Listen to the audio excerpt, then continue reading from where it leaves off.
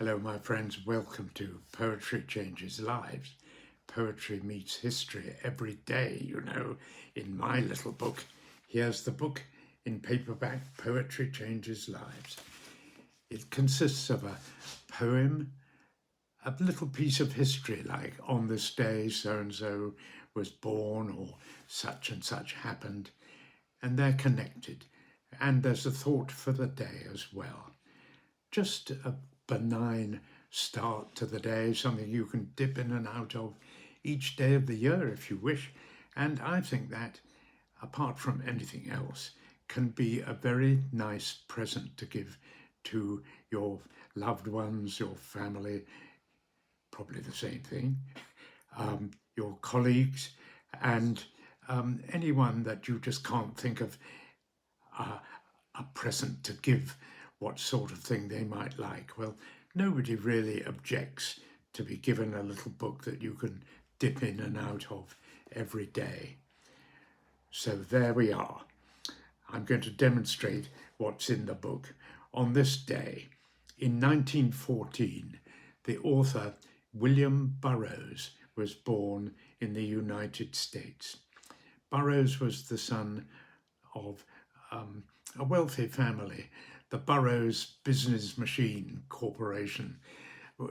In my youth, Burroughs business machines were pretty much on a par with IBM, but I think they got taken over maybe by IBM. Anyway, William Burroughs had enough money to keep him happy for most of his life, but of course, happiness doesn't always come from money. And William Burroughs developed a heroin addiction as a student, and he never really kicked the habit, though he lived, I think, into his 60s. His life was quite erratic as a result.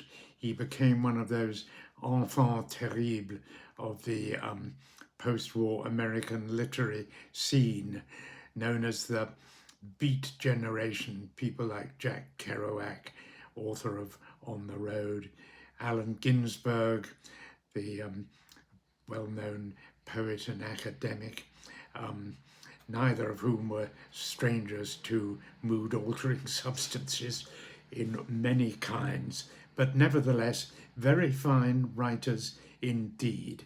And William Burroughs certainly broke new ground with some of his work. He's probably best remembered for his work Naked Lunch, that is really a series of disconnected chapters in the form of a book that Burroughs said could be read in any order you liked. He was sort of that kind of take it as it comes sort of guy, and I think, as I say, his drug addiction was partly to cause for that.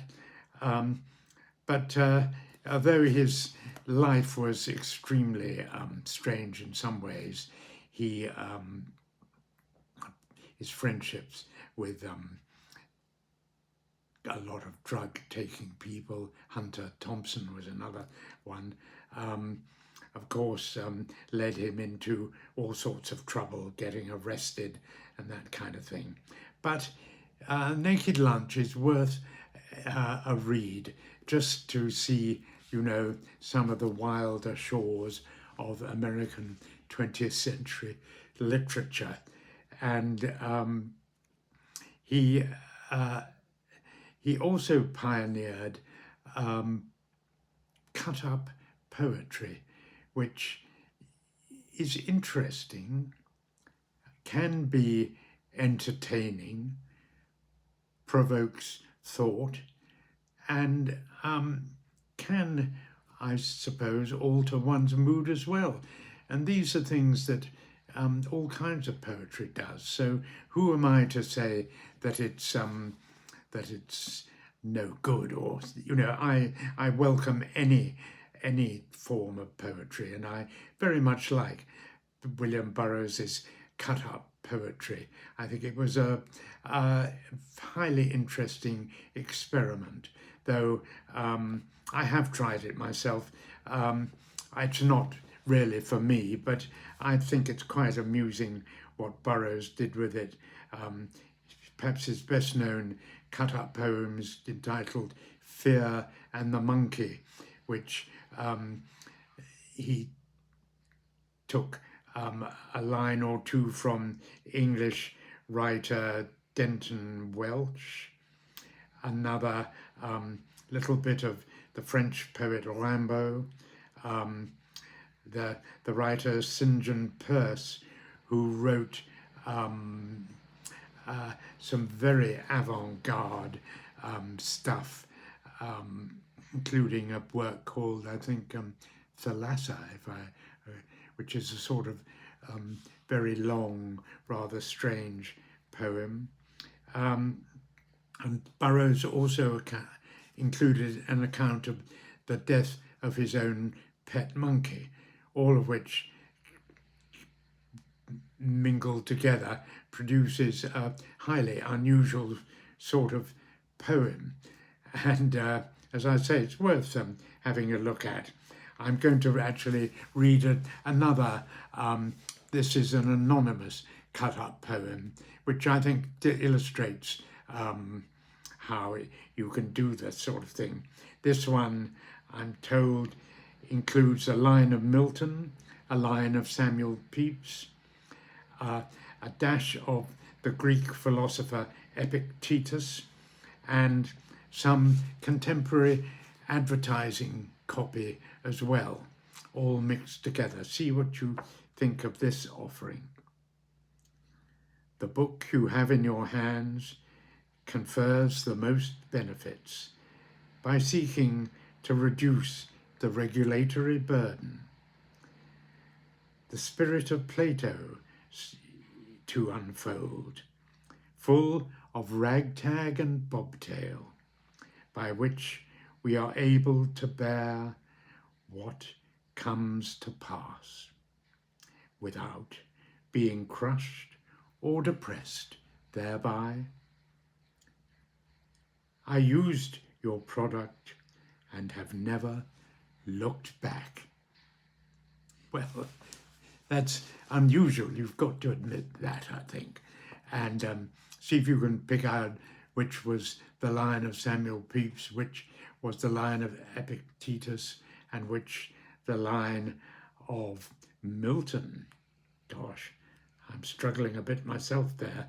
But, you know, I salute any poetry, modern, ancient, avant-garde, or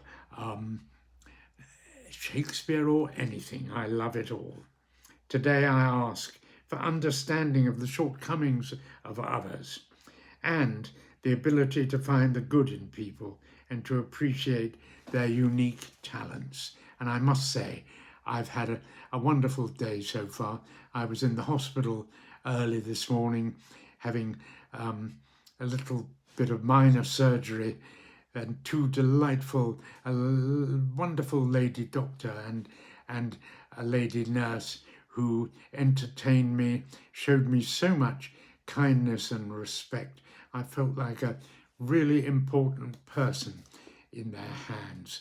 And what might have been a fearful experience turned out to be an absolute delight. My goodness me. Last year, I had a prostate operation that was worse than the Spanish Inquisition. But today, it was really a lot of pleasure. So thank you all for listening.